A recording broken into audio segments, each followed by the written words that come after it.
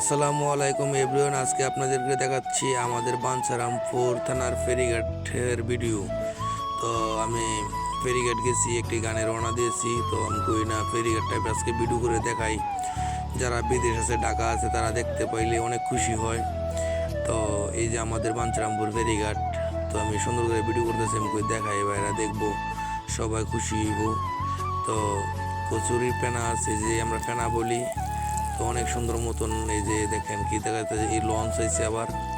তো লঞ্চটাও ভিডিও করলাম, না লঞ্চটা দেখাই, সবাই দেখবো। কবলাতে মানুষের ফেরিঘাটটা দেখে না, যারা বিদেশ থাকে, যারা অনেক দূরে থেকে দেখেন ক্ষীরা শশা বেচতেছে, তো এটাও ভিডিও করলাম। সবার দেখানোর জন্য ভিডিও করি, সবাই শেয়ার করিবেন, জানি এলাকাটা দেখলে অনেক খুশি লাগে। তো ফেরিঘাটটা দেখলেও খুশি লাগে, অনেক দূর দূর থেকে গাড়ি আসে। তো অনেক তো ক্ষীরার বাঙ্গির সিজন, তো ক্ষীরাও আমি একটা কিনছি, খাইতেছি। তেমন ভিডিও করে দেখাই। তো আমি যে মানুষে ফেরি ছেড়ে দিব, তো সবাই উঠতেছে, এই ছেড়ে দিছে ফেরি, ওনায় মিস করছে, আরেকজন দিয়ে উঠতে আইয়া পাইছে না।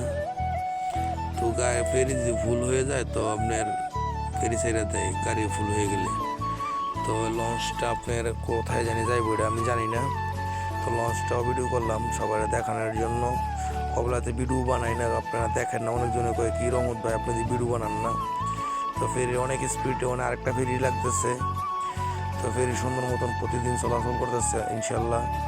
সবাই দোয়া করবেন, যারা ফেরিতে চাকরি করে যারা আছে সবাই ভালো মানুষ। তো এই ফেরিঘাট দিয়ে অনেক মানুষ আসা যাওয়া করে।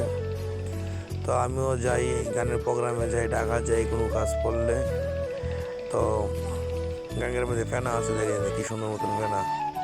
ফেরি স্পিডে যাইলে এপার থেকে আবার 5-6 মিনিট লাগে। তো এই যে দেখেন ফেরিয়ান্দা ফুল হয়ে গেছে গাড়ি উঠতে। তো সবার দেখানোর জন্য ভিডিও করি। তো সবাই শেয়ার করবেন,